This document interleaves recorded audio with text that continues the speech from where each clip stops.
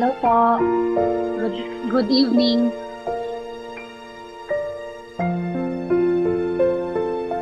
Good evening po.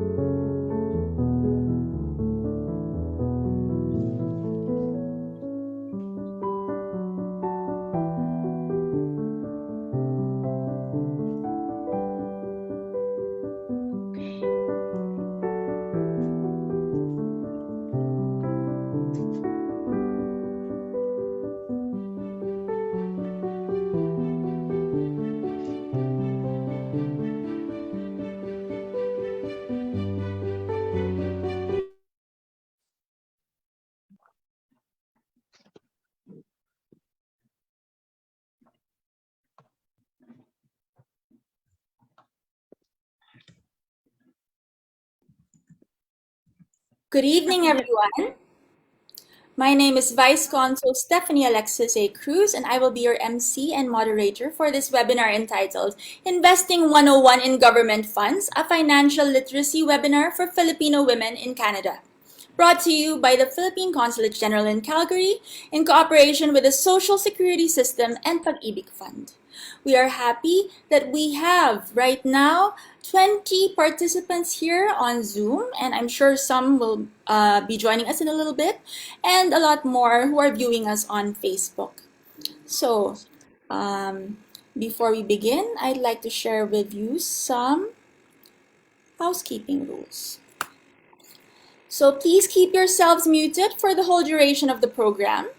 And questions must be raised using the Zoom chat box. Or, of course, if you're on Facebook, then please type your comments there and we will do our best to answer your questions.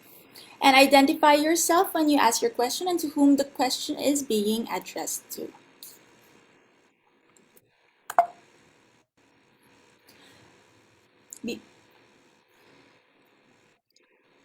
May we first call on Consul General Zaldi P. Patron of the Philippine Consulate General in Calgary to deliver his welcome remarks. Consul General Patron, please. Okay. Thank you, Vice Consul Stephanie Alexis Cruz. Magandang gabi po sa inyong lahat. I am pleased to welcome you all, those who registered with us, as well as those watching our live streaming, to tonight's webinar called Investing 101 in Government Funds, a financial literacy webinar for Filipino women in Canada. For this webinar, we have specifically targeted the Filipino women in Alberta and Saskatchewan, the two provinces under our consular jurisdiction. This webinar aims to empower all of you with the additional knowledge to manage your finances and to make you aware how to save, invest, and grow your hard-earned money by investing in secured and risk-free Philippine government funds. I would like to thank our speakers, Ms. Rhea Balicas-Biggs, our Social Security System representative in Calgary, and Mr. Eric Eloso of the Virtual Office North America of the OFW Center Operations Department of the Pag-ibig Fund for being our resource speakers tonight. They will be educating us on their respective agencies' various services. Nakamute.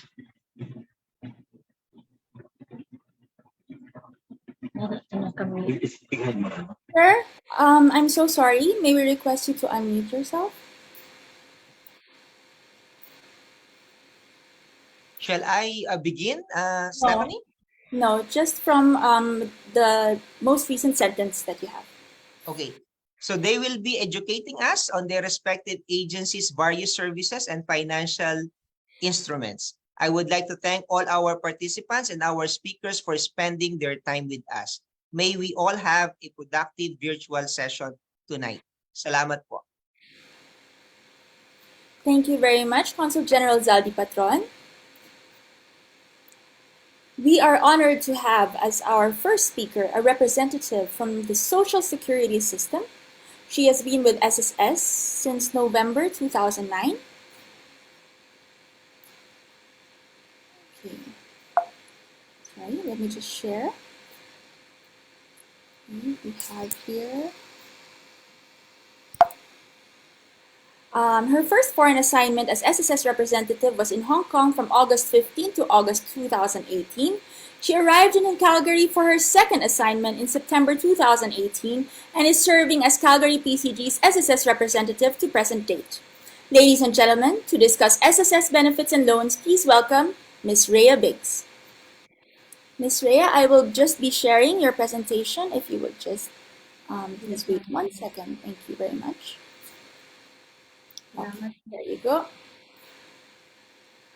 Before I begin, maraming salamat on behalf of SSS at sa ating pong Philippine Consulate General in Calgary for making this activity or organizing this activity for all our women in Alberta and Saskatchewan, of course, and to our Consul General Salvi Patron, thank you, sir, and Ma'am Steph, our Vice Consul, thank you. So I also welcome Mr. Eric Ilioso of Pag-ibig, who is also with us tonight. I will be discussing about SSS programs for overseas Filipino members. So from time to time po, you might see the word OFW kasi po lahat ng mga members natin abroad ay categorized pa po sa OFW regardless po of citizenship status. But nevertheless po, it doesn't have any effect on your membership. Next slide, please, ma'am. Okay, my presentation covers three topics: extending the SSS coverage to overseas Filipinos, and the layers of protection, Social Security protection, and SSS online services and information channels.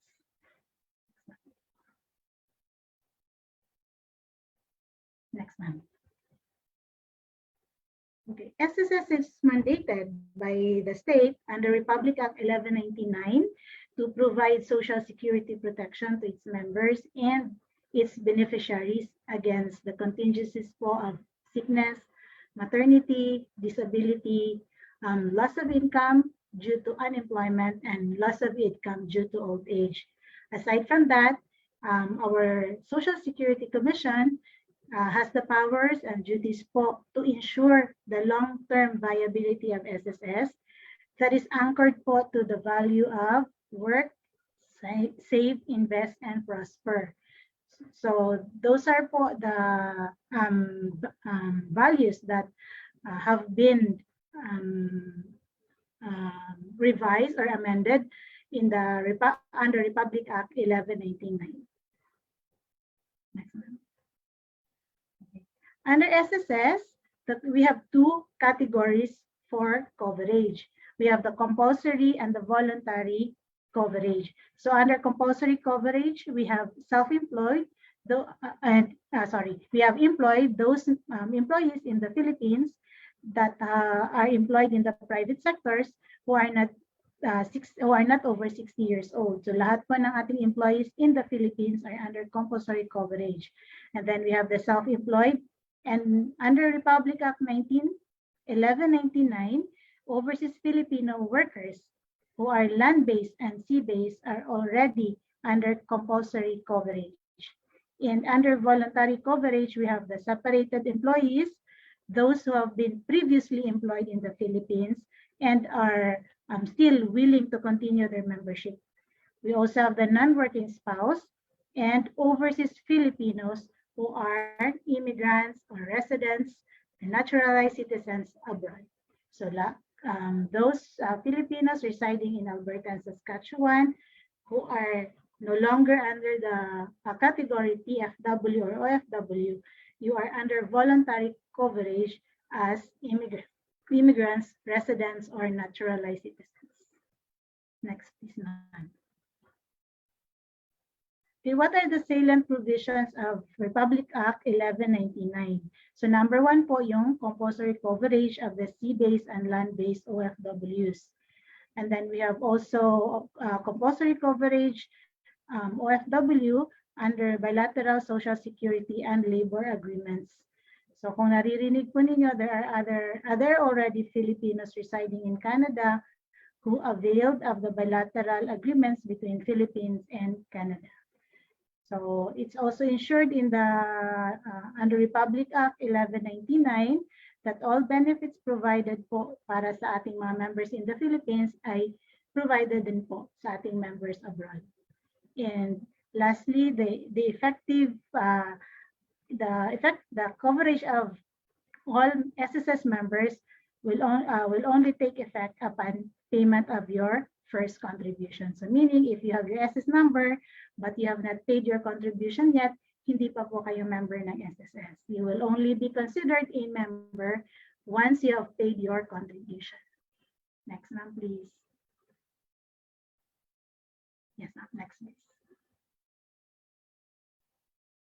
So meron po tayong two layers of Social Security protection. We have the defined benefit and we have the defined contribution. So ano po yung defined benefit? Yun po yung inyong benefits from your Social Security contribution. So if you've of notice, effective January 2021, meron na po tayong tinatawag na Provident Fund, which is under the program Workers Investment Savings Program of SSS. So dalawa na po ang ating benefits under this new contribution scheme. We have your benefit from your contribution and we have your benefit under your Provident Fund. So kung ano po yung savings ninyo sa Provident Fund, it will be an added pension when you reach the age of 60 or 65. However, hindi po siya lifetime. There's a certain number of years na matatanggap ninyo yung benefit under po dito sa defined contribution. But yung benefit under po sa defined benefit will be lifetime and can be pwede pa pong ipasa doon sa inyong beneficiaries.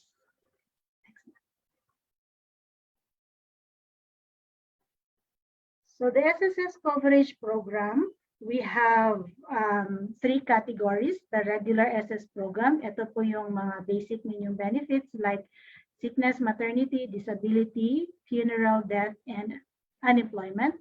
Then we have the workers investment program, which dito po nagpo-fall ang Provident Fund. And then the Flexi Fund program for OFWs. So siguro iba karamihan sa inyo or some of you have heard about the Flexi Fund program of SSS. Ito po ay isang savings program ng mga members who are working abroad or residing abroad. Next one, please. So paano po kino-compute yung inyong contribution? We have the SSS regular contribution and we also have the WISP or Workers Investment Savings Program. Ito po yung tinatawag nating Provident Fund.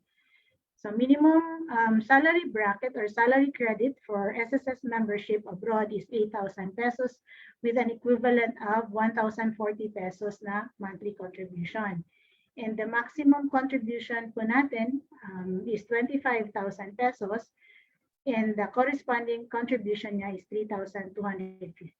So yung 3,250 natin po, meron na tayong tinatawag na Provident Fund dito. Members earning monthly salary from 20,500 up to 25,000 or more, meron na po tayong tinatawag na Provident Fund. So, inform ko lang po ang ating mga members na we also have payment deadlines for our contribution. Yung contribution natin from January to September of the current year is payable po until December 31. However, since December 31 is Philippine time, dito po sa Canada, it should be paid on or before December 30 of the same year. And yung October to December natin, payable po siya until January 30 of the following year. Next month. So these are all the regular SSS programs. If dati, kung meron tayong 6-in-1 benefits, ngayon po, meron na tayong 7-in-1 benefits. Bakit po siya tinatawag na 7-in-1 benefits? Because from one contribution, you can already avail of 7 benefits. Ito po yung mga benefits ng SSS. We have sickness, maternity, disability, funeral, death, retirement, and unemployment. So yung dagdag po dyan, yung unemployment. So lahat po ng ating benefits, as long as you're actively paying, you will be able to avail of all the of our benefits po, except for funeral and disability, funeral and death. Ito po ay benefit para sa inyong beneficiaries. Next one. I will just run through the features or salient provisions of these 7 benefits po. So maternity benefit, ang maternity benefit po natin ay para po sa ating mga female members who are actively paying, of course. And it is a cash allowance granted for a live childbirth, which is 105 days na ngayon, or miscarriage, which that is 60 days na po. So dati kung meron tayong 78 days and 78 days for cesarean delivery and 60 days for normal delivery, under Republic Act 1199, binago na po siya. Nagiging 105 days na po. So next benefit is the sickness. It's also a daily cash allowance granted to a member who is unable to work, provided that he has at least 4 days po siya na advised to stay at home or stay in the hospital. And you can avail for a maximum of 240 days for the same confinement in 1 year. So after 240 days, kung lingering pa po ang ating sickness, we can elevate that to disability claim. So yung disability claim naman po natin could either be in a monthly pension or one-time payment, yung tinatawag nating lump sum, depending on the type of disability po. Then we have retirement benefit. Of course, lahat po sa atin, we're aiming to retire, to get our hard-earned money at the age of retirement.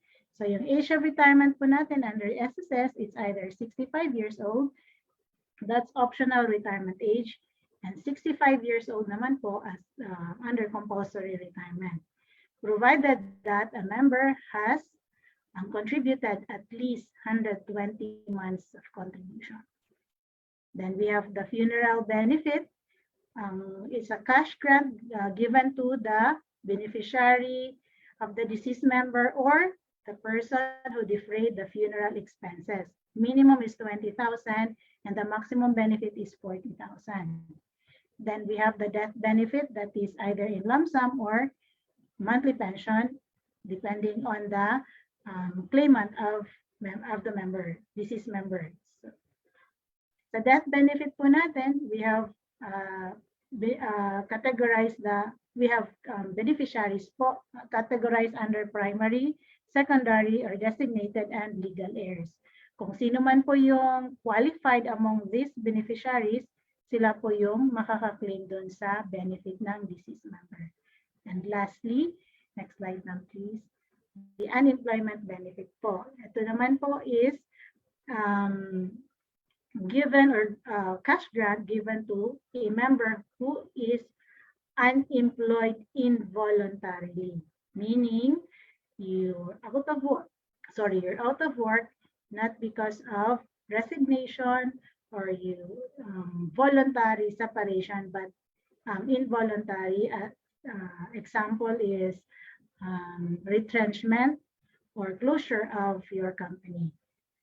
So at least a member has not to be over 60 years old and at least has 36 months of contribution within the last 18 months prior to the date of separation. So make sure po na yung mga contribution natin updated para maka-avail po tayo sa ating mga benefits.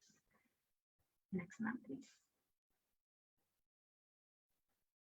So in SSS regular programs, meron po tayong tinatawag na pension benefit. So yung pension benefit po, depending on the number of contribution.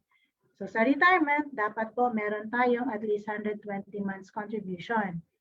So ito po yung matatanggap ng isang member pag qualified po. So we have the basic monthly pension, and then effective 2017, may additional po tayong 1,000 benefit. And then yung dependent ng member who is below 21 years old, meron po tayong 10% na share doon sa basic monthly pension or 250 pesos, whichever is higher, per dependent child. And every December, meron tayong tinatawag na 13-month. Yun, on the first filing of retirement benefit, may option din po ang member to avail of the first 18 months pension. Yun po yung benefit ng isang retirement. Sa total disability naman, of course, we have the basic pension, the 1,000 additional, and then kung may dependent child, meron din po siyang 10% or 250, whichever is higher. Then meron silang additional supplemental benefit na 500 pesos per month. And same, they will also receive 13-month pension every December. Sa death benefit naman po, ang isang primary beneficiary, makukuha niya yung pension, monthly pension ng isang member, 100%. So same, meron siyang additional na 1,000 pesos na benefit. As same din po doon sa dependent pension. And every December, meron siyang 13 months. So yun po yung mga amount na makukuha ng isang member or beneficiary. Next one. So aside from the SSS regular programs na benefits, meron din po tayong tinatawag na short-term loans. So we have salary loan, calamity loan, direct housing loan, and the last one, pension loan. Ito po yung mga current na mga loans na ma-avail ng member. Yung 1 to 3, pwede po ma-avail ng isang member na actively paying, while yung number 4, para po yan sa mga retiree pensioner na gustong mag-loan sa SSS. So take note lang po, lahat ng ating loans, meron po tayong requirement na at least 36 months contribution or 3 years. And active or continuous po yung hulog niyan. You have at least 6 months contribution paid within 12 months prior to the loan application. So kailangan po active tayo sa pagbayad ng contribution para ma-avail po yung loan. And yung pension loan naman po, depending on the pension na tinatanggap ng isang pensioner. Up to 200,000 po yung loanable amount nila.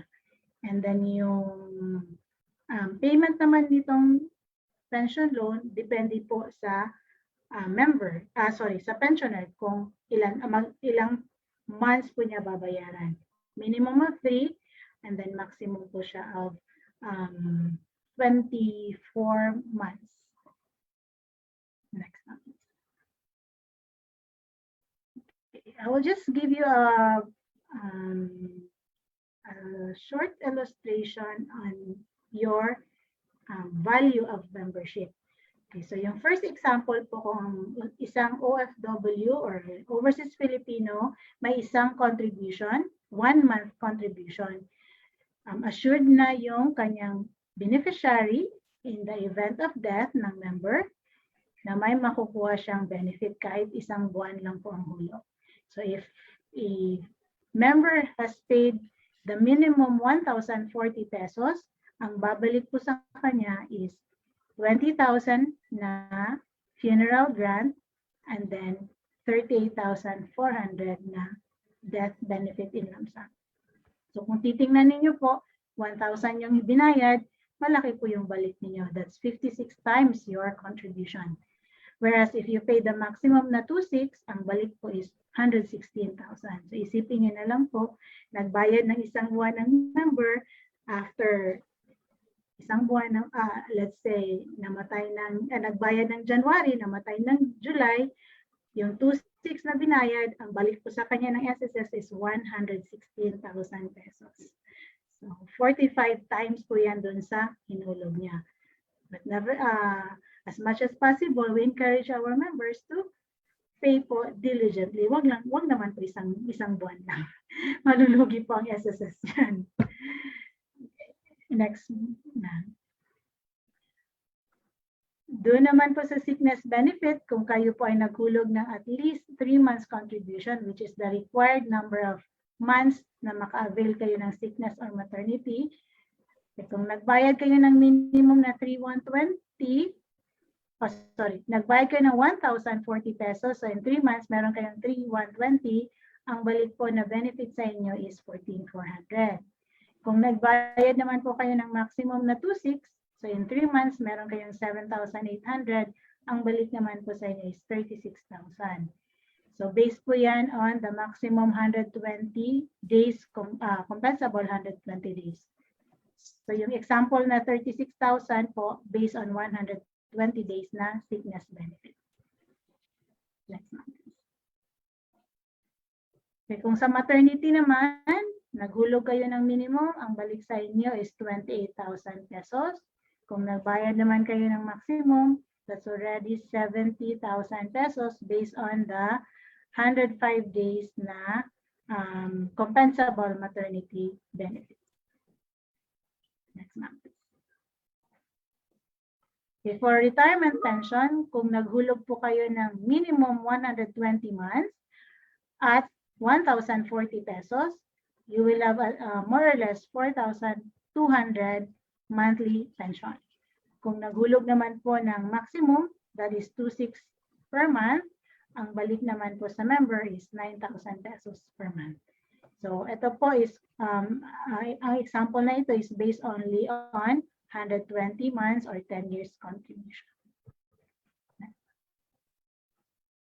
So survivor's pension, as mentioned earlier po, 100% ang makukuhang monthly pension, and then the dependent children will also get 10% of the pension or 250, whichever is higher.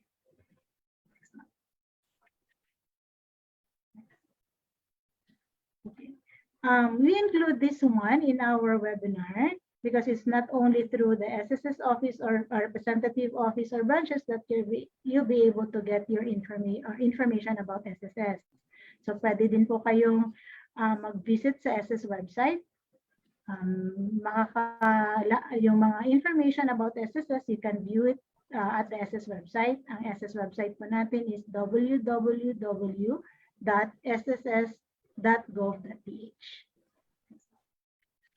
So aside from the website, kung registered kayo sa SSS website po, you can visit also your SS portal. May mga information na din po yan regarding SSS. And then if you notice dun sa SS portal ninyo, sa bandang, I think upper right, meron po kayong envelope doon. Portal envelope. Doon po yung sinisend ng SSS ang mga latest information about SSS. So if you register, you might check it from time to time because you will be receiving information on the latest updates and programs of SSS. Next one, please. So we also have the SS mobile app. If some of you have registered to the SS website, you may also download the SS mobile app. So there are also information of services available through our SS mobile app. And you can also pay your contribution using the SS mobile app.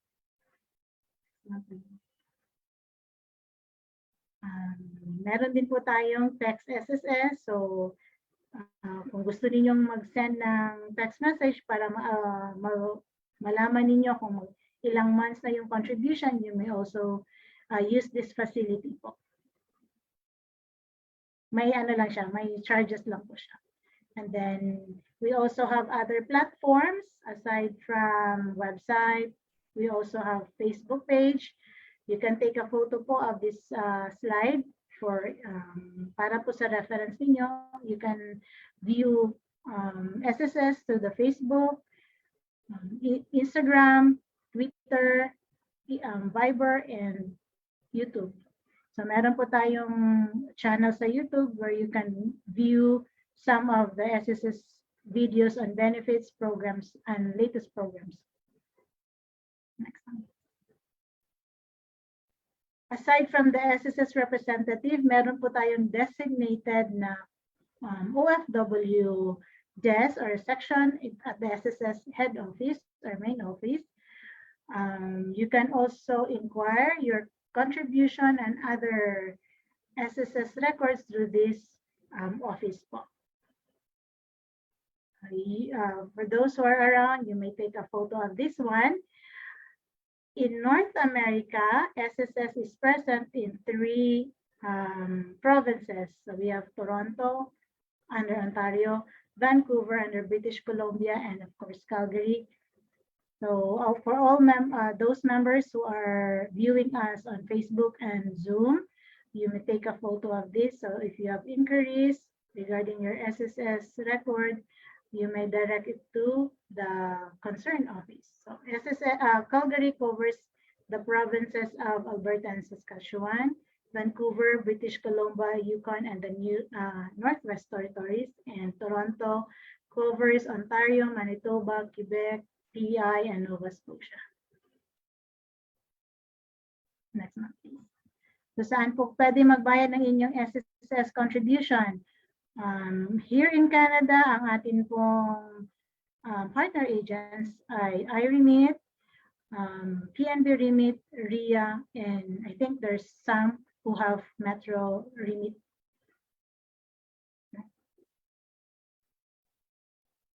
Okay, before I'm already ending my presentation, but before I end, let me just share with you these messages from SSS that once a member, always a member, meaning po kung member na kayo ng SSS, hindi po nawawala ang inyong membership, even if you become a citizen of other country.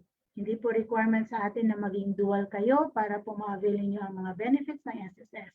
And your SSS contribution ay your long-term savings po. So that you can need it in the future when you file for benefits or kung hindi man para sa inyo, para po sa inyong mga beneficiaries. And lastly po, may announcement po kami for all our members that coming this September 30, SSS will be implementing again the SSS Loan Penalty Condonation Program. So I think marami po ang nag-aabang sa ating condonation program para po sa mga members na may delinquent loan obligations. So abangan niyo po, September 30 ang start ng loan penalty condonation. So if you have questions regarding availment of this program, you may email SSS, our office, that is calgary@sss.gov.ph, or you may call 587-834-330. So maraming salamat po, and that ends my presentation. Thank you, Ma'am Steph. Thank you very much, Ms. Rhea, for that very comprehensive presentation on SSS services, including its benefits and loans. And now we will be going to our next speaker. Please just give me a second.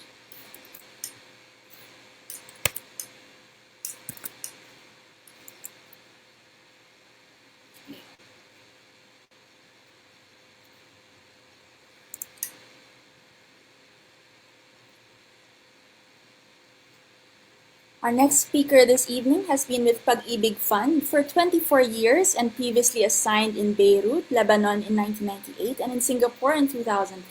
In 2013, after his stint abroad, he was assigned at the OFW Center Operations Department as head for Asia Pacific Operations to oversee daily operations of 8 Pag-ibig overseas posts.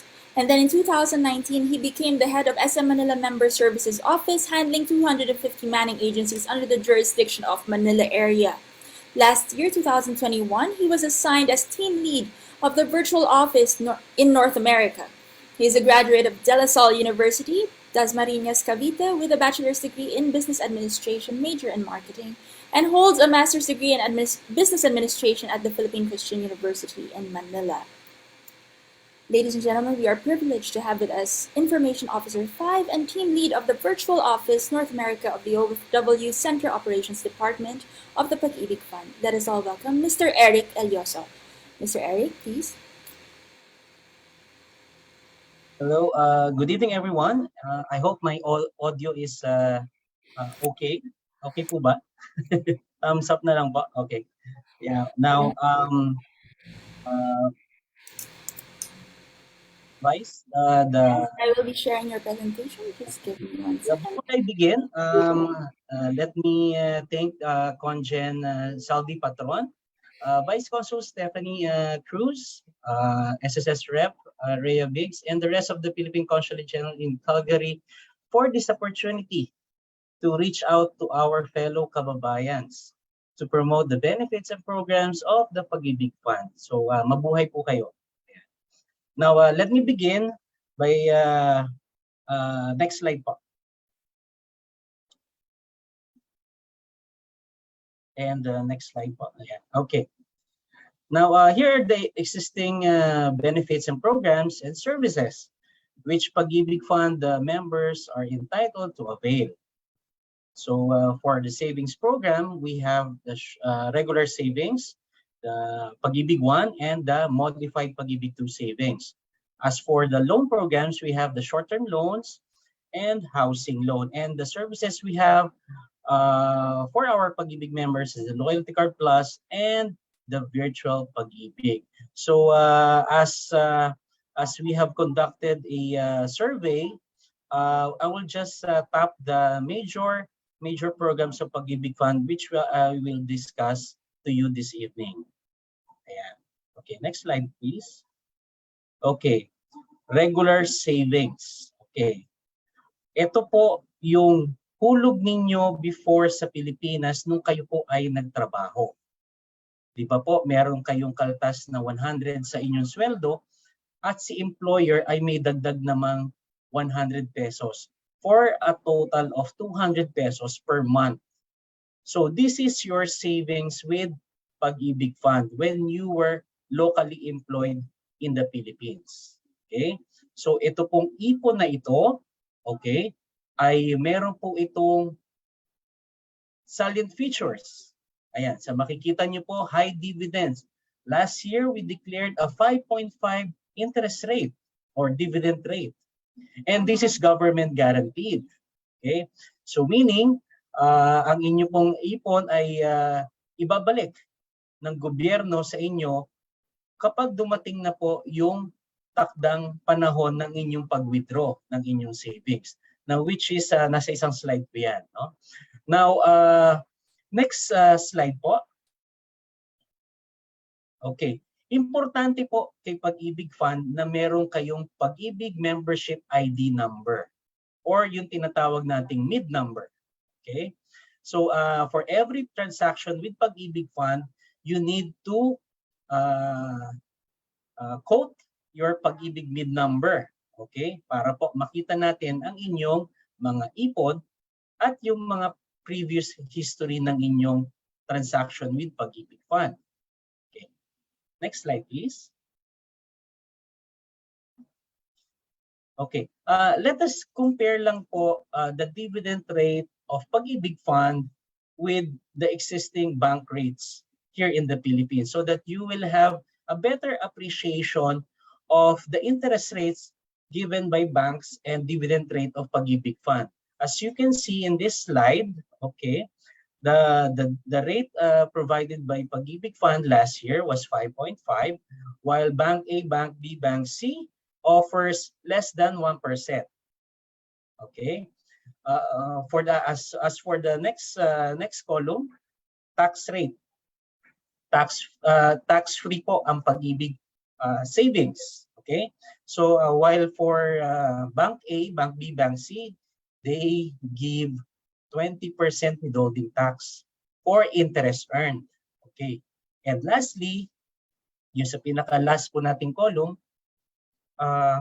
you don't have a minimum deposit to earn interest with Pag-ibig Fund. While for Bank A, Bank B, Bank C, they require 5,000, 10,000 or more.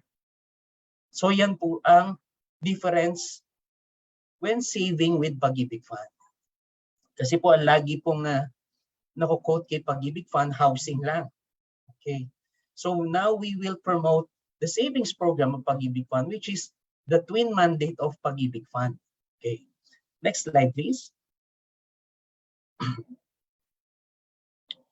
So when you want to save with Pag-ibig Fund, the minimum I mentioned is 200 pesos. Okay.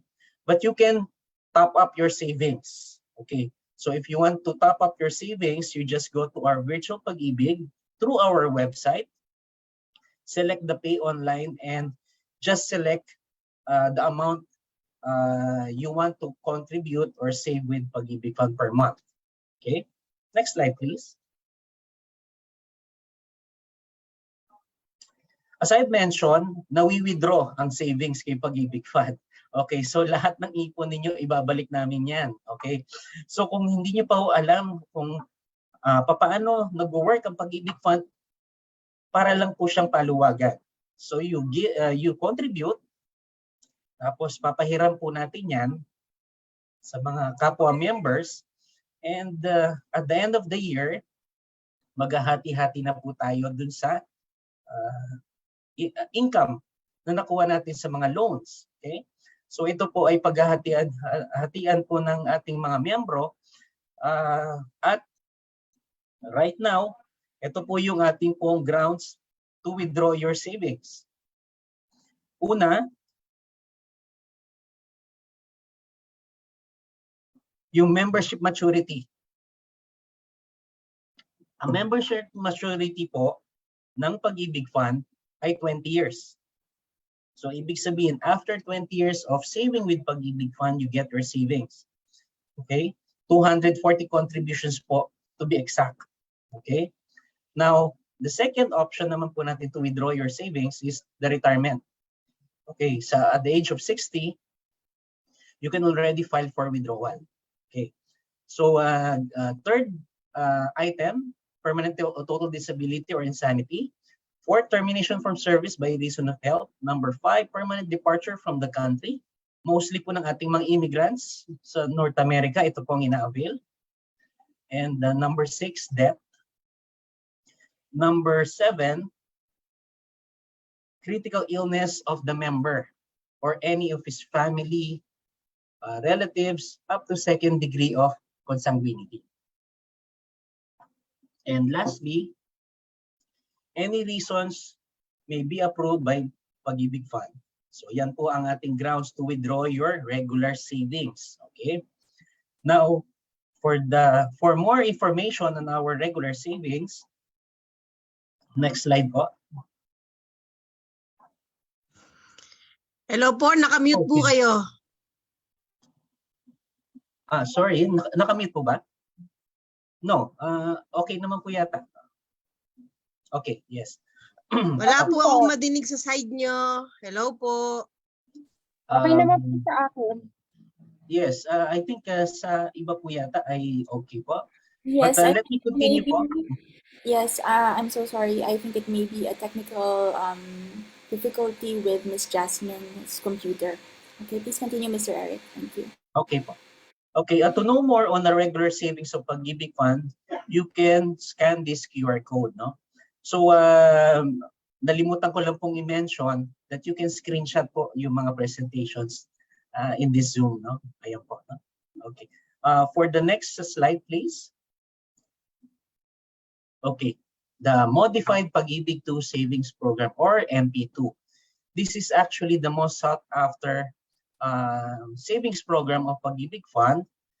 Especially, it is being endorsed by well-known financial advisors, no? Like Vince Rapisura, Chinkitan, sa YouTube po ito, no? OFW Power.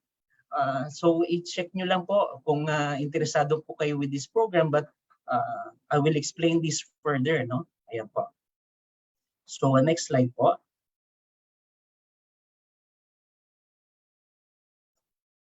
Okay.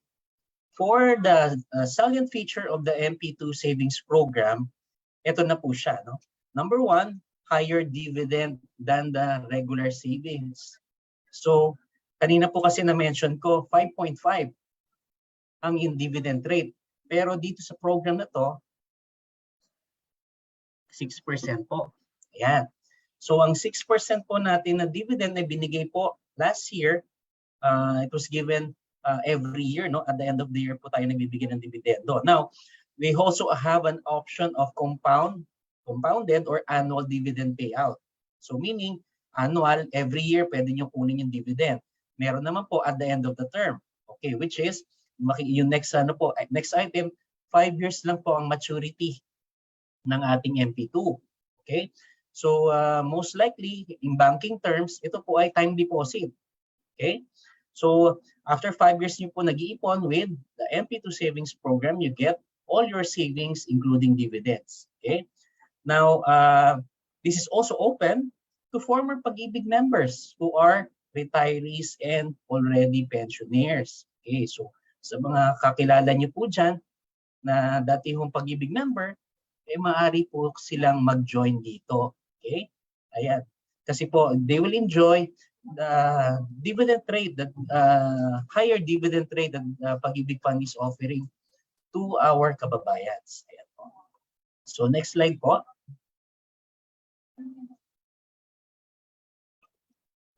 For this, we have a sample computation of our MP2 savings program. Okay. The minimum savings for MP2 is 500 pesos. So we will compute for a monthly savings of 500 pesos. When you reach 5 years, that is 30,000 pesos. Yan po yung nakikita nyo sa screen. No? Now, the annual dividend rate for a total for 5 years, you will earn 4,834.25. Okay. Now, for the compounded, okay, next slide po. Your saving will earn you for a compounded 5,222. Almost 500 pesos ang difference, no? From an annual and compounded. Okay, let's double this. Okay, gawin na po natin 1,000 pesos. Okay, next slide po. For the 1,000 peso per month, if you reach the 5 years na naghuhulog po kayo, 60,000 pesos po ito. No? So your savings with an annual dividend payout is 9,668. Okay. While for the compounded, next slide po. Okay. Your 60,000 will earn 10,444. Ayan. So almost 1,000 ang difference nung ating annual to compounded. Kaya po mas maganda po if compounded ang ating kunin, no? But there are also Pag-ibig members who choose annual, no? Ayan po, no? Okay, lalakihan ko na po yung amount. Baka sabihin nyo masyado namang ang liit niyan. Okay. Sige ma'am, next slide po. Okay. For a 1 million, ayan po, 1 million na po tayo. Okay, for an annual dividend payout for 5 years, okay, your dividend will earn 317,000 pesos. Okay. Now, for the compounded, next slide po. Your 1 million will earn 359. So almost 40,000 plus 42,000 ang difference ng annual to compounded. Kaya po, kung titingnan nyo po, mas malaki ho talaga kapag compounded. Ang kinagandahan ho kasi ng compounded, yung kinita ninyo on the first year will just be added on the second year. Na kapag nagbigay ng dividendo, yung total po ang kinocompute ni Pag-ibig Fund. Okay. Unlike po sa annual, kung ano lang po yung ipon ninyo for that year, yun lang po ang tutubuan. So kaya po, mas malaki ang compounded. Ayan. So if you think that Pag-ibig MP2 Savings Program is an ideal investment platform for you, I think this is a good savings program na low ang risk. Okay? Low ang risk po nito, no? Kaya po, actually po, ang Pag-ibig Fund is very conservative on the investment side namin, no? So when we collect, saan ba namin nilalagay? So mostly 70% of that goes to housing. Okay? Goes to housing. Talagang property lang talaga siya, no? Now the 30% is being invested in other government portfolios. Okay? So yung mga treasury bonds na ino-offer ng government din. So government pa rin ang kausap namin. So we don't invest on private. Saka yung mga risk, high risk, no, na tinatawag na investments, no. So ganun ka-conservative ang Pag-ibig Fund. So we also would like to share that this MP2 savings program has been seen a phenomenal growth over the years, no. So lalo na po na nalalaman nila tax-free pala yan. Okay, tax-free. Okay. And wala po siyang maximum amount na gusto nyong ihulog sa MP2. Kaya po yan ang kinagandahan yan. Basta minimum lang is 500. Nasa sa inyo na po kung gano'n nyo kadalas hulugan. Wala hong limit kung gusto nyo pong maghulog every day, every week, every month, quarter, semi-annual o annual. Nasa sa inyo po yan. Basta at the end of 5 years, you get your total savings plus dividend. Okay. Sir, I have a question.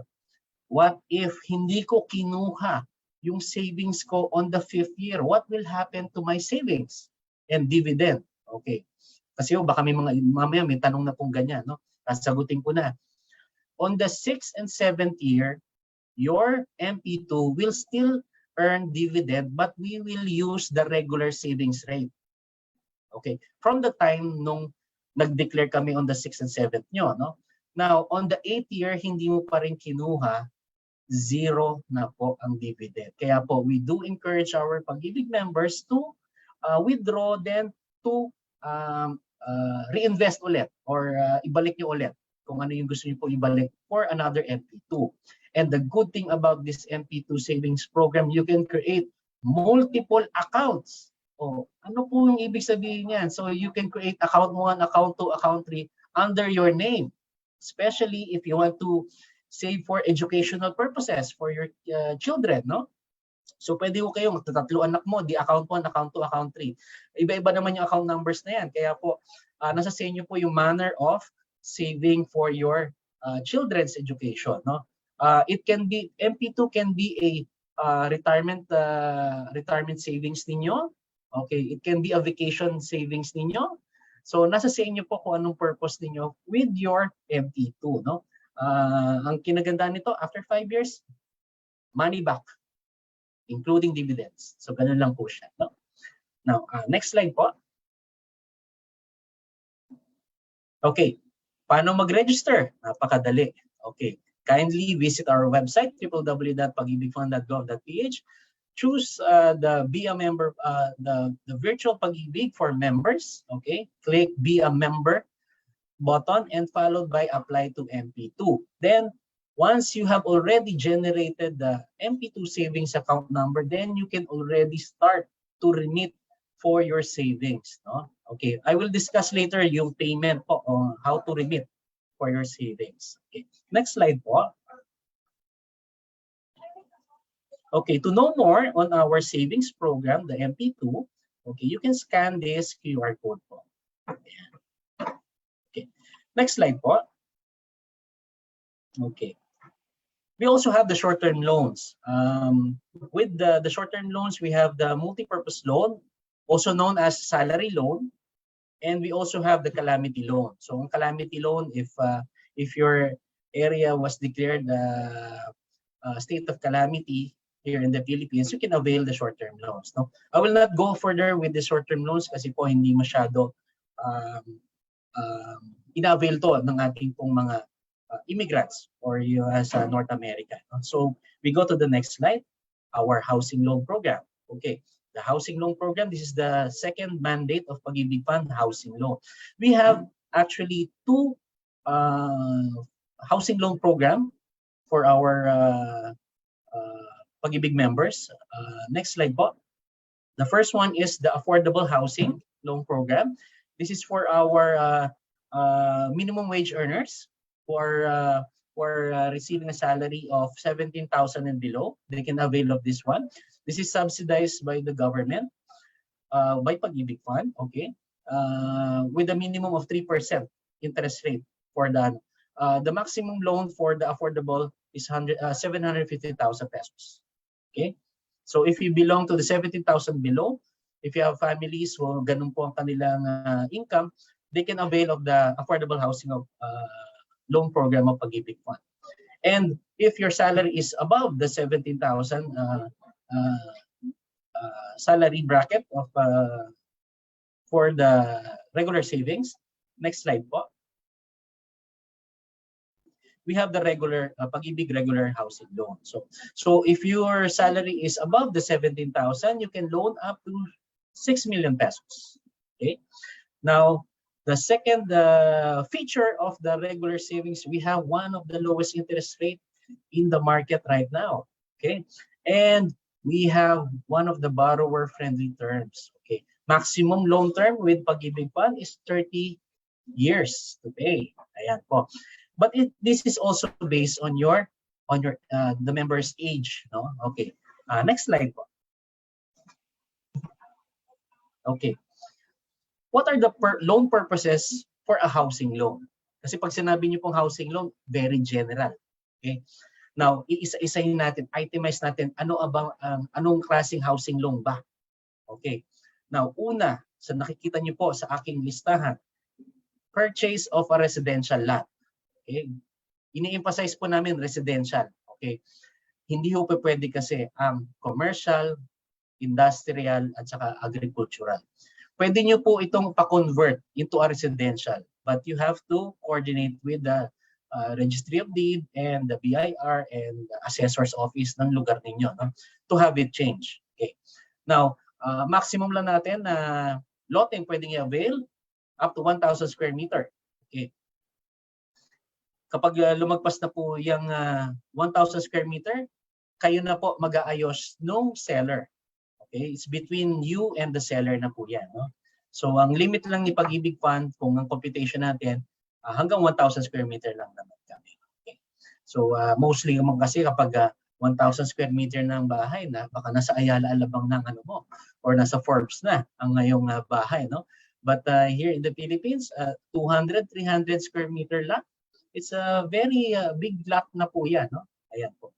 Now, second, from the item na loan purpose natin, purchase of a residential house and lot, townhouse, or condo. This also includes the parking slot for condo. Ayan po, no? Ini-include na po na kasi may titulo po yan, no? Ayan. So, it can be a brand new, it can be an old unit. Ayan po, no? So, wala po tayong restriction. Basta ang importante po dito, okay, may titulo. Okay, may titulo ang bibili ninyo. Okay. Third, house construction. If you have an existing lot at gusto niyo pong patuyuan, yes, pwede po yan. House construction po ang tawag natin dyan. If you have a house and lot but needs improvement, ito na po yung home improvement loan natin. Okay. And lastly, refinancing of existing housing loan. No? If you have an existing mortgage with the bank, you want to have it transferred to Pag-ibig Fund, pwede. Ayan, no? Now, balikan ko lang po yung construction at saka home improvement. Sir, okay, nakapangalan kasi yung lote sa magulang ko. Pwede po bang i-loan kay Pag-ibig? Ayan. So, magandang tanong yan, di ba? So, ngayon, sasagutin ko na. Okay. Yes, pwede po yan, no?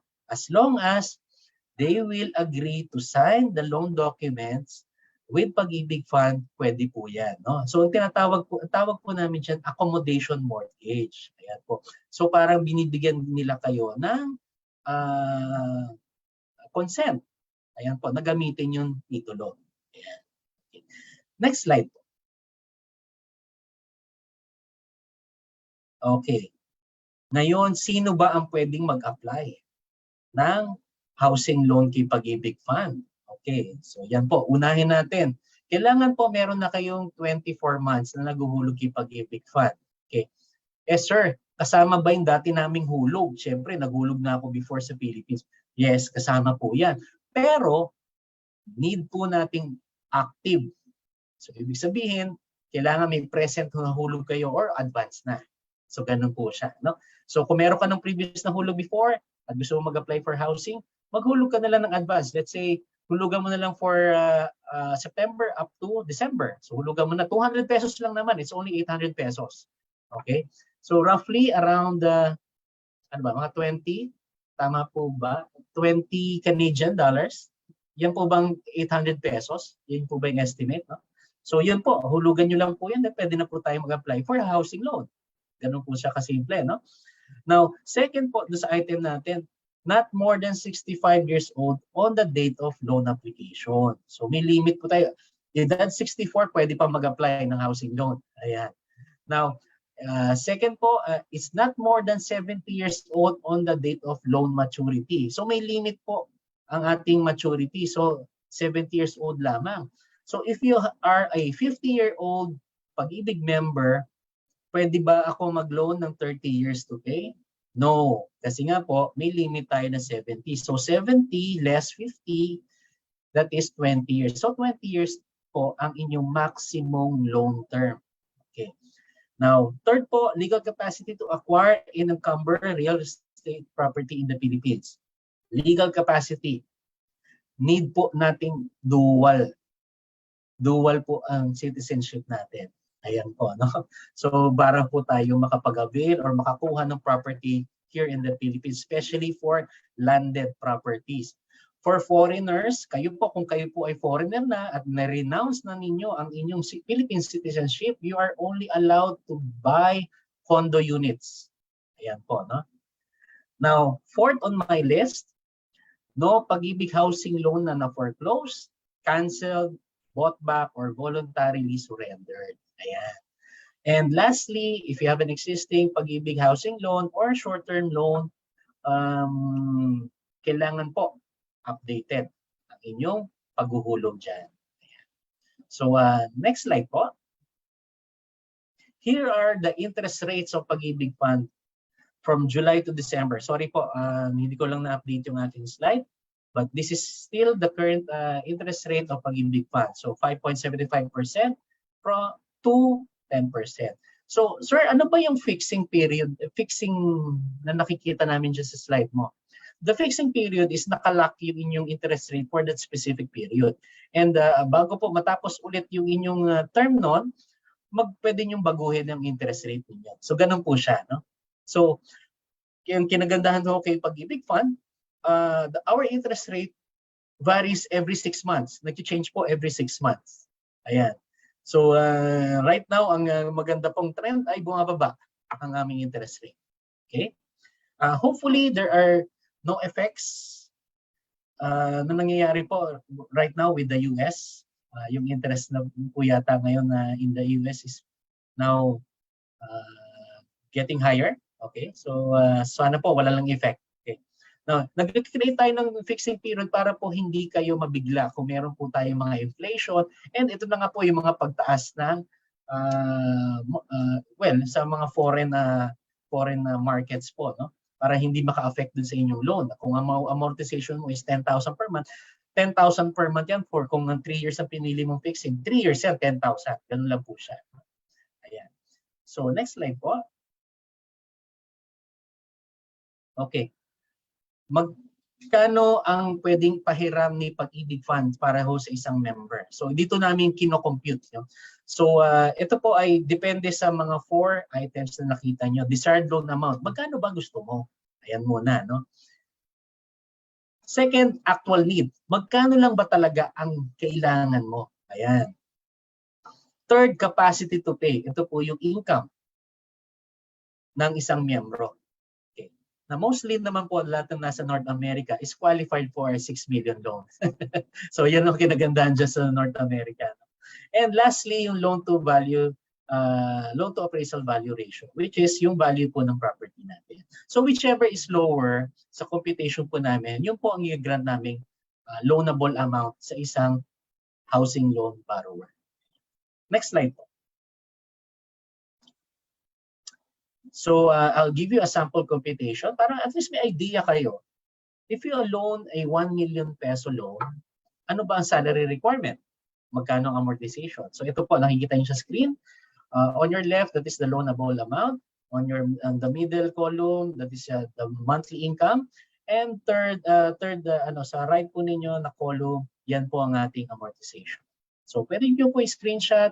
Actually, we on our website, there's a housing loan amortization calculator na pwede nyo pong computein. Kayo na po magko-compute nung inyong loanable amount. Kung ang salary mo is ganito lang, magkano pwede mong i-loan. So mga ganyan po. Meron po kami noon sa aming pong website. Next slide po. Kapag pumanaw ang isang miyembro, napakasakit sa isang pamilya nito. Lalo na kapag may naiwan ng loan. Ayan po, no? Kaya po meron tayong insurance coverage. Ayan. Ito po yung mortgage redemption insurance na tinatawag na kapag pumanaw ang isang miyembro at may housing loan kay Pag-ibig Fund, fully paid na po siya. Ayan. So, syempre, hindi natin inaasahan po itong mga bagay na to na kinakailangan din po nating malaman. Okay. Now, meron din naman pong isang insurance pa. Next slide po. Ito po yung ating pong fire and allied perils insurance. Kapag nasunog, at kung ano pa hong nangyari doon sa ating pong bahay, meron pa ho tayong insurance na pwedeng i-claim. Ayan po, dahil covered po kayo kapag meron kayong housing loan kay Pag-ibig Fund. Yan po ang coverage ng inyong ano. Kaya po, secured ang inyong family with kung kayo po ay kapag ang borrower ay pumanaw or kung ano po ang mangyari doon sa bahay. Okay. Next slide po. Okay. Kaso meron po tayong mga limitations. Okay. Para po at least aware din kayo. No? Ito na po yung tip na binibigay namin para sa ating mga gustong kumuha. Okay. Una, hindi ho pa pwede kay Pag-ibig Fund, okay, ang rights. Okay, iiwasan niyo yan. Okay, delikado yan. Pangalawa, under the name of the deceased member. Kasi usually po kasi tayo dito sa Pilipinas, ayaw pa nating ipamana sa mga anak natin dahil buhay pa ako, kinukuha mo na yung property ko. Diba? Parang ganun ang ating tingin. Pero may effect po ito kasi later on. No? Kasi magkakaroon pa ho kayo ng extrajudicial settlement na tinatawag. Okay? Na mag-execute kayo, kakausapin nyo pa yung magkakapatid para sa hatian, sa sharing ng mga properties. No? Kung kanino bang property to, kung kanino property yan. So yan po yung ano natin. Kaya po, pwede naman po natin ipaliwanag yan, no? Sa ating pong family o sa ating magulang na ganito po ang proseso. Okay. Third po, with lien and encumbrance na Section 7 ng RA. Ito po yung na-damage po ang titulo. Ayan po, no? Tapos yung free patent po, I don't know kung napagbaliktad ko lang, ang free patent po kasi ito yung mga awarded, no? Na mga agricultural lands ng gobyerno, no? So hindi ko pa pwede kay Pag-ibig Fund yan. Okay, number 5, with disputes, claims in the court. Yung may mga kaso pa yung titulo. Okay. Pang-anim, okay, not less than 28 square meter po dapat ang limit lang natin, no? So 28 above po na square meter allowed po kay Pag-ibig Fund. And for condo units, not less than 18 square meter. Ayan po, no? And properties, dapat po meron pong right of way. Okay. Kung ang inyong property binibili ay nasa likod ng main road, syempre po may loteng na una sa inyo. So dapat po meron kayong right of way. At least 1.5 po ang ating requirement. And ang huli po, ito po yung minensyon ko kanina, ang lote po lang dapat nating bibiliin through Pag-ibig ay residential. Yeah. Okay. Next slide po. Dahil nag-loan na tayo, ano ang mga steps? Okay? So, ang step 1 is to get the checklist of requirements. Second, submit the housing loan application. Third, you will receive a notice of approval and loan letter of guarantee from Pag-ibig Fund. And number 4, kindly accomplish the notice of approval requirements. Number 5, you will receive your loan proceeds. And number 6, you will pay your monthly amortization.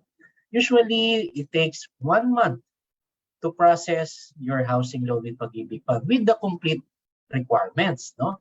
So, minention ko yung requirements. Okay, ano ba ang housing loan requirements with Pag-ibig Fund? So, sa next slide po, okay, here are the checklist of requirements. Number 1, housing loan application. Downloadable po yan sa form sa aming website. Second, proof of income. So it can be your COE o yung latest pay stub nyo. Yan po, no? Number 3, valid ID. It can be your passport or basta valid ID acceptable to Pag-ibig Fund. Number 4, transfer certificate of title. Ito po yung titulo ng inyong property binibili o yung patatayuan. Number 5, updated tax declaration and real estate tax receipt. Ang tax declaration po, magkaiba po yan doon sa real estate tax receipt. Kasi ang real estate tax receipt, ito po yung amilyar. Ito po yung binabayaran niyo yearly. At ito ng mga tax declaration, ito naman po yung value ng property ninyo. Ito rin, dyan din po malalaman kung ang inyong property ay residential, agricultural, dyan po makikita yan. Kaya po hinihingi yan. Okay.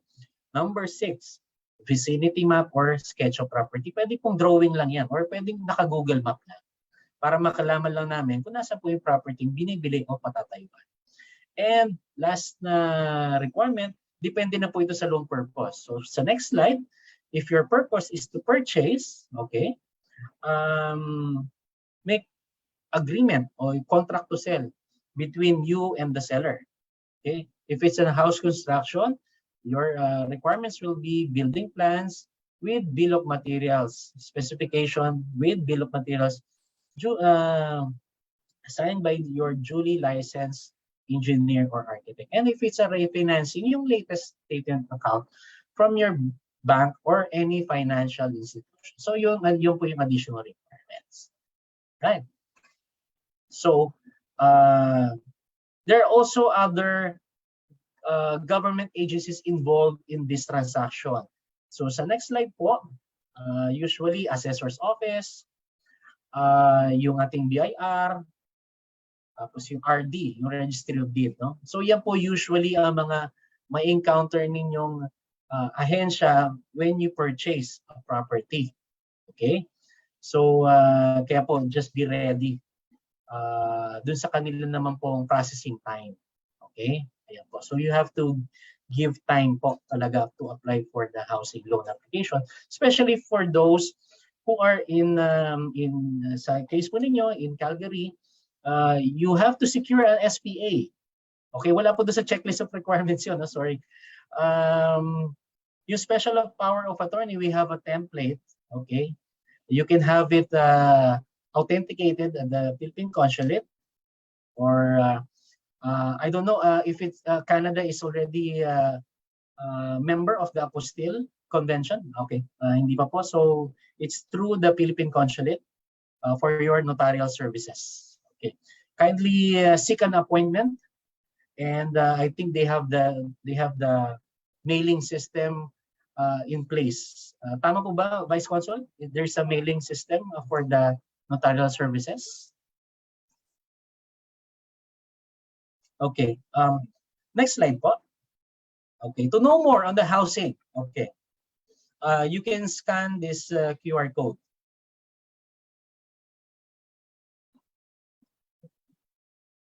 Hello? Hello? Hello? Freeze yata Hello? yung screen mo, ma'am. Parang nag... I can hear you po. Ako ba ang nawala? Si ma'am Steph. Hindi So, po, can I we can continue? hear you. Okay, I can continue. Okay. But the thing is, my slide is being presented by the consulate. Hindi ako makamove dun sa ano. But anyway, for the housing part of Pag-ibig Fund, basta complete po yung ating checklist of requirements. Your documents will be processed in 30 days. Ayan. Okay. Ayan po. So hopefully, dun sa mga gusto po mag-apply for a housing loan with Pag-ibig Fund, okay, you can get in touch with us, no? I will flash po later my contact information. Ayan po, no? Para po makita ninyo kung saan nyo po kami kukontakin, no? Ayan. Okay. Now, Mr. Eric, let me just reshare the screen. yes po. Thank you po. Hold on.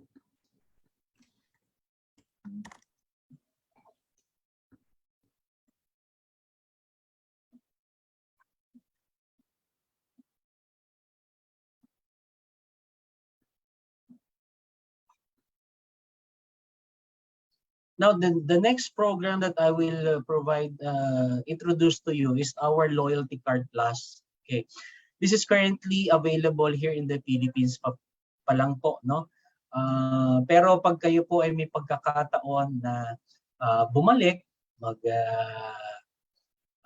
magbakasyon dito po sa Pilipinas, you can avail our Loyalty Card Plus. Okay, this is a cash card issued by Pag-ibig Fund to Pag-ibig members who would like to avail the benefits of having a Loyalty Card Plus. Okay. The Loyalty Card Plus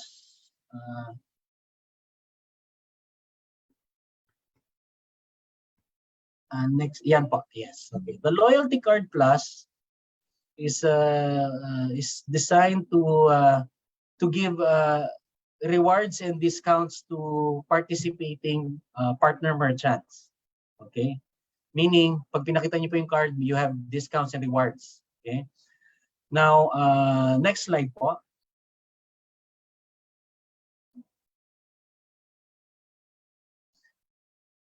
Okay, you can also use this to register through our virtual pag-ibig. Okay? And the last feature of this Loyalty Card Plus is it has a cash card function, meaning you can apply a loan, then you can get your loan proceeds from this card. Okay, you just go to an ATM, BankNet, Megalink, then you can withdraw your loan proceeds. Okay. Some are issued with MasterCard and Visa, no?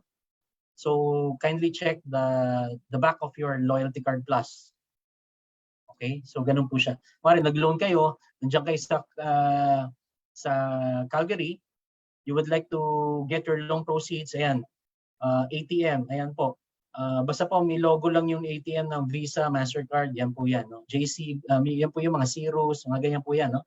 So kindly check lang po. So you can still claim your loan proceeds while abroad. Okay. Ayan. Okay, next slide po. Okay, ito po yung mga partners namin. If you get discounts and rewards here in the Philippines, okay, yan na po yung mga kilalang partners namin nationwide. Okay, ayan po, no? So, the next slide po, ayan po ang QR code. If you want to know more, ayan po. And ang last, i-present ko po sa inyo is our virtual pag-ibig. Okay, ayan. So the virtual pag-ibig was created to inform, for our members to view your records online. Okay, so yan lang po siya, no? So the virtual pag-ibig was created, meron po siyang mga following options. Okay, so next slide po.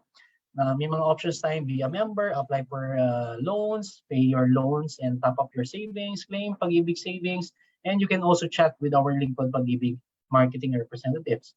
Okay, for the pag kinlik niyo po yung be a member, next slide po. You can see that you can register as a Pag-ibig member. You can verify your Pag-ibig membership ID number, and you can also open an MP2 savings account.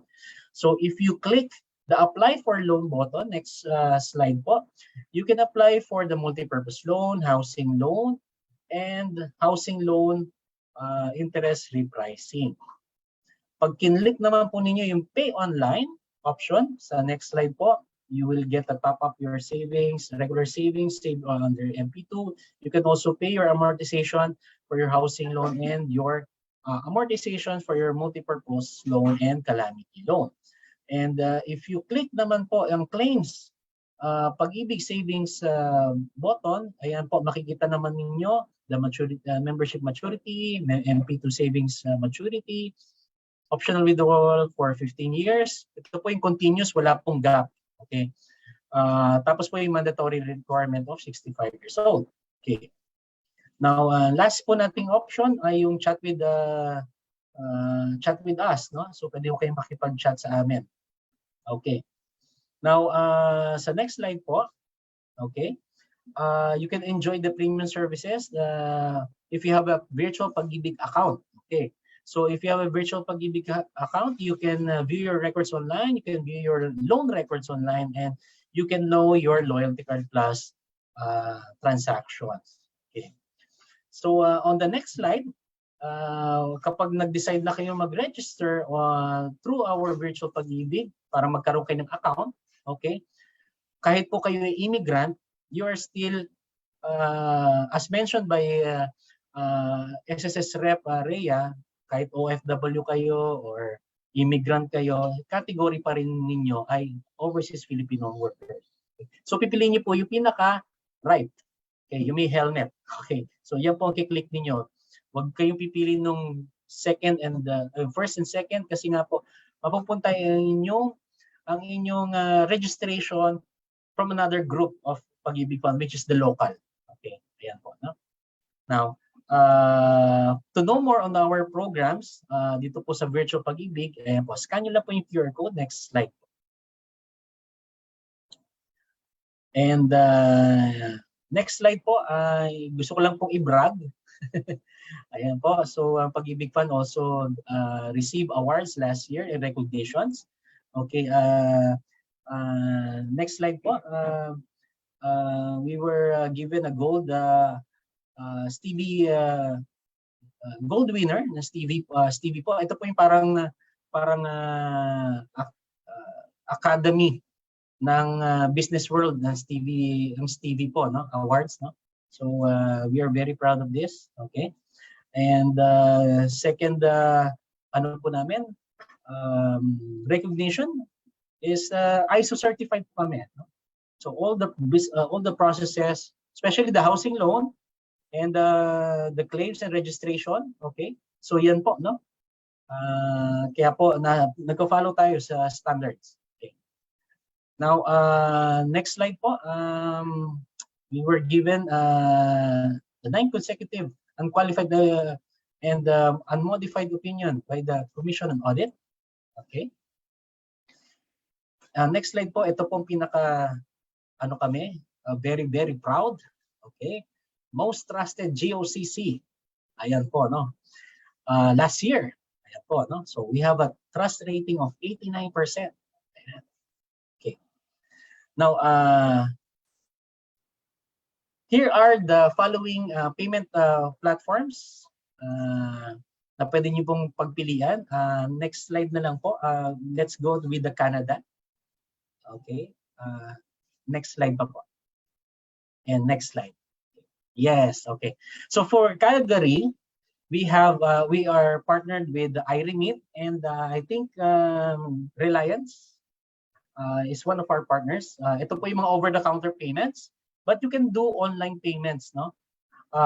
Kailangan nyo lang po mag-access ng aming pong Virtual Pag-ibig. Okay. If you have a Virtual Pag-ibig account, you can do your online transactions directly. Ayan po, no? Ensure nyo lang po na your card, debit or credit card has a MasterCard, Visa, logos, no? Para po makatransakay sa aming online platform. Okay. Okay, next slide po. The Virtual Pag-ibig offices was created to address the issues of our overseas Filipinos who cannot access Pag-ibig Fund kung wala pong Pag-ibig office sa lugar ninyo. Just like right now in North America, wala ho kaming physical office. That's why it was created. Ito po, 6 po yan na groups. Okay? One of each is in North America. We handle USA and Canada. Ayan po, no? Kaya po pag nag-email kayo sa aming email address, kami po ay mabilis sumagot dyan. Ayan po, no? 24/5 po. Ayan po. Next slide po. Ito po ang aming contact information. Okay. Ayan. So, through our email, vo_NorthAmerica@pagibigfund.gov.ph, you can also check our website. Okay, www.pagibigfund.gov.ph, and you can like us on Facebook because we regularly hold free webinars. If you have groups na gusto nyo pong kami po ay mag-cater, free webinar po, contact tayo. We can get in touch with us. You can follow our Facebook page at pagibig.vo.NorthAmerica. Okay. With that, I would like to inform you our latest update. Next slide po. You can download our Pag-ibig Virtual Pag-ibig mobile app. Okay. Currently, this is only available for Google Play Store. Wala pa po ang App Store or Apple Store, no? Ayan po, no? So soon po. Okay, so kung Android user kayo, pwede niyo pong download ang aming Virtual Pag-ibig mobile app. Okay. Pwede nyo na po siyang i-download. No? Now, with that po, I'm Eric Elioso, your lingkod Pag-ibig. Nagpapasalamat po muli sa inyo and have a nice evening po. And hopefully, I were given the pleasure or giving you the opportunity to provide you the benefits and programs of Pag-ibig Fund. So, good evening to all. Thank you po. Thank you very much, Mr. Eric. So now I'm going to be opening the floor to questions from our participants. We already have a couple of questions that have come in. I think we can start with some of these questions. For those who would like to ask some more, please don't forget to place your name and to whom you're addressing your question for. All right, so the first question would be for Ms. Rhea. It's from Ms. Maria Mercedes Rocafort. She said that I paid contributions for only 4 months and then I went to Canada. Am I entitled to death benefits? Ms. Rhea? Yung beneficiaries po ninyo, ma'am, will be entitled for death benefit in the event of death. So meron po tayong funeral and death benefit. Okay, thank you Given very with the much. 4 months. Thanks, Ms. Rhea. And then from Ms. Neneng Agraviador, do I need to open a bank account in the Philippines in order to file a retirement? For Ms. Peso Rhea. account, ma'am, but not, yeah, thank you, ma'am. Peso account, but not necessarily you have to go home to the Philippines. Here in Calgary po, as of the moment, we have a representative from BDO. So BDO sa ngayon, ma'am, ang ating pwedeng pagbuksan ng account. Okay. Next, also for Ms. Rhea, I had contributed to SSS for quite a number of months prior to immigrating to Canada. If I chose to continue, how can I reactivate that SSS account? Thank you po. If you have, thank you, ma'am. If you still have your SS number, pwede po kayong dumiretso sa kahit saang branches ng iRemit or mga agents po nila. iRemit, RIA, PNB Remit po. Those are the remittances here in Alberta and Saskatchewan. If hindi na po ninyo natandaan yung inyong SS number, pwede po kayong mag-email sa amin ng kahit anong valid identifications para po ma-verify, ma-check namin yung inyong record prior to payment. So again po, ang email namin is calgary@sss.gov.ph.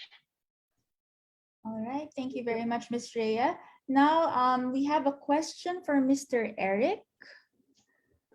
Okay, for Mr. Eric, for Pag-ibig members with previous loans, how do they pay for this? Sorry po, sorry. So for didn't get Pag-ibig members with previous loans, how do they pay for it, especially if they're here in Canada? Okay, for our multi-purpose loan, if you're referring to the salary loan na kinuha ninyo before then you left for abroad, what the Pag-ibig Fund is doing, we already offset your loan amount, including the penalties and everything, to your savings. After 2 years po kasi, that is our process, ililess na lang namin so that hindi na po siya mag-i-incur ng maraming penalties. Kasi nga po, over the years, baka matagal na yan, mag-i-incur talaga ng maraming ano. Kaya po ang ginagawa ni Pag-ibig pa, automatic na po, ililess na lang namin sa inyong savings. Kasi po, may naipon kayo eh. Kaya po kami nagbibigay sa inyo ng loan kasi nga po, hiniram lang ninyo yung ipon ninyo. So ngayon po, since hindi po tayo nakahulog for 2 years, okay, kasi usually po 2 years yan, binabawas na lang po namin sa savings. Usually kasi ang grant ng loan namin is 80% of your total savings. So ibig sabihin ho, may naiiwan. So ibig sabihin po, nung dineduct na namin yung inyong ipon, okay, yung loan ninyo sa inyong ipon, meron pa kayong 20%. So pwede nyo pa rin ninyong ipagpatuloy. So ganun po siya. So hindi po, hindi na po nag-incur ng penalties yung inyong multipurpose loan. Pero kung housing loan po yan, ibang usapan. Kasi po, mapo-foreclose na yung property. Ayan po. Okay, thank you very much, Mr. Eric. Another question for you. Is there an age limit to join MP2? As mentioned earlier, even 65, even pensioners and retirees are allowed to become MP2 savers.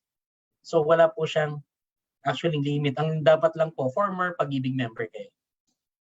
Okay. And dapat po dual. Okay, I think that's very important. Yes. Yes. Another question for Mr. Eric. Yung Pag-ibig contribution ko a long time ago when I used to work for the government, is it still intact? How can I check if my membership still exists? This is from Ms. Sharisa Salis. Okay, there are two ways on how to find out your savings with Pag-ibig Fund. One is to register with the virtual Pag-ibig, as I have discussed earlier. Or you can just email us so that we can verify your savings if it's still existing, and you may still be interested to continue your savings with Pag-ibig Fund. Ayan po. Okay. Thank you very much, Mr. Eric. Another question from Ms. Armila Laksa. Can we transfer the fund from regular savings to MP2? Withdraw the regular savings since we are out of the country, but will open and continue MP2. Currently, you cannot. We cannot process the transfer, but you can withdraw the regular savings and deposit to your MP2. So ganun po siya. Hindi siya electronically. We cannot transfer because this is one of our the COA findings that is being addressed right now by Pag-ibig Fund, na dapat po i-withdraw nyo. Ang sabi ng COA, i-withdraw nyo muna, tapos saka nyo ibalik. Oo, kung gusto nyo pong ibalik. So ganun po siya. Kaya po yan muna ang aming processing for our regular savings and for our MP2. So you have to withdraw physically, or the check will be given to you. Then it's up to you to encash it and have it deposited again to another MP2 account. Parang ganun po siya. Ayan po. Okay, thank you. Regarding the required gross monthly income for the various loans, is it for an individual or for both spouses? Is this question for me or for Yes, yes, that is for you, Mr. Eric. Okay. For the this is for the housing loan po ba? They're referring Yes. to. Yes. If usually when we encounter loan borrowers in North America, usually standalone na lang po yung principal borrower because of the income. So usually a co-borrower is needed if the salary of the main principal borrower is not enough. So in this case, if your salary is enough naman po, so you can actually apply on your own. Ganun lang po siya. Okay, thank you very much. For Ms. Rhea, we have a question from Ms. Rhea Masapol. May i-claim po akong maternity benefits. Na-file ko na po 2 years ago. Makiklaim ko pa rin po ba? Yes, thank you, Ms. Rhea. Pwede pa pong i-claim ang maternity po because ang atin pong period of filing is 10 years from the date of delivery. But ngayon po, thank you po. Pwede po mag-follow up? yeah. May I know who this is? Aria Masapol, the one who raised a question. Yes. Hello po, pwede po? Please go ahead. Yeah, ma'am, kasi it's my second time to claim na ng maternity na benefits. The first one, na-claim ko siya, they give a check, send a check directly here po. But the second one, hindi ko na siya ma-claim kasi they want me to go pa sa Philippines para doon ko i-claim and in process. Is that a new process na po ba? Hindi, ma'am. Ang process natin ngayon is online na. What you will do is register at the SS website. If you Yes already po. have your single savings bank account, enroll nyo po yung inyong bank details sa inyong SS portal. Then once approved yung bank enrollment, you can proceed with the submission of your maternity application. Lahat po ng sinasabi ko, ma'am, you can do it online. Alright. Kasi ang ginawa ko po as per instruction sa Calgary, i-file ko daw online. So I have a claim number doon na I can see pa until now. Pero hindi ko na alam yung gagawin up next. What do you mean you have a claim number? Hindi po kami nag-i-issue ng claim number sa No, Calgary. sa online po. So you already parang- filed online your maternity benefit Oh, claim? yes po. And then, ang sabi sa akin, hindi ko daw siya makiklaim. Kailangan ko umuwi. So, pinal ko po siya 2020. Yeah. Ms. Rhea, can you email us your SS number para po Okay ma-check po. yung status ng claim ninyo? Okay po. Sige po. Okay po. Thank Pa-email you na po. lang po, ma'am, calgary@sss.gov.ph. Okay po. Thank you po. Thank Salamat you. po. Okay, thank you, Ms. Rhea. For Mr. Eric, I think we have the last question from Ms. Armila Laksa. Paano po mag-withdraw? How do you withdraw the regular savings? Can we do it virtually? Okay. Ganito po ang process ng pag-claim ng regular savings or MB2 savings kahit na nasa abroad po kayo or nasa Calgary kayo ngayon, no? So ang proseso po namin is if you have a Philippine bank account which is not used for SSS pension, ayan, okay. We can have it deposited. Okay? So ganun po ginagawa namin. Or you can execute an SPA and have your representative claim the check and have it in cash. So that SPA must go to the authentication of the Philippine Consulate. Ayan po, no? So yun po yung kanina sinabi ko, you have to secure an appointment and kung ano po yung processing ng ating ng konsulado natin. Ayan. So ganyan po ang processing namin. Mas maganda po sa amin, ideal po sa amin kung may Philippine bank account kayo. Para po doon na lang po namin i-deposit. Okay? So we have a template na pinapadala po namin on how you will follow the procedure. I-guide naman po namin kayo dyan. So I already typed in on the chat box our email address para po we can address your concern. Kung sakali man po na hindi namin masagot ngayon ang inyong ibang katanungan since we are pressed for time. Ayan po, no?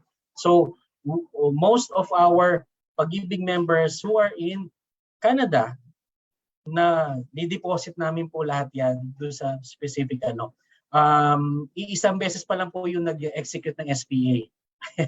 So ayun po, no. So mostly meron silang Philippine bank account. And I think opening a Philippine bank account in Canada is I think accessible, especially with PNB, and na-mention nga po ni Ma'am Rhea, BDO. Ayan po, no. So maybe you can also check that out. Thank you po. Thank you very much, Mr. Eric. As Mr. Eric said, we are a little bit pressed for time right now. So any other questions that you may have can be directed directly to Pag-ibig and SSS. Both Ms. Rhea and Mr. Eric has given their contact details. So please contact them directly for any concerns that you may have. May I call on Consul General Zaldi Patron once again to give the closing remarks? Yeah, thank you, Steph.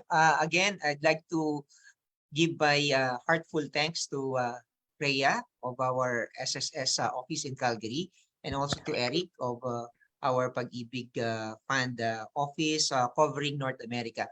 And to all our listeners and participants, maraming salamat po sa inyong lahat. I hope marami po kayong nakuha ng mga useful information. And pakishare na lang po sa mga kaibigan at family members. And please do follow the Philippine Consulate General's Facebook page for our upcoming webinars. Meron po kaming webinar on how to set up a business in Canada. Next month po yon, October 19, and on November 18 naman po on Philippine franchising. So yun po yung mga next projects ng Philippine Consulate General. Again, maraming salamat po sa inyong lahat. Magandang gabi po. Thank you very much, Consul General Zaldi. May we request everyone to please turn on your video cameras so that I can take a photo of everyone who attended this seminar today. So please turn on your video cameras so that we can see all your beautiful faces. Thank you very much.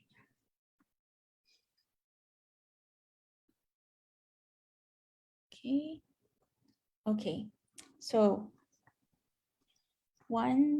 we have some participants we're still waiting for. Okay, ready, 1, 2, 3, smile. Okay, one more. 1, 2, 3, smile. Thank you very much to all our participants this evening. Until next time, stay safe and good night.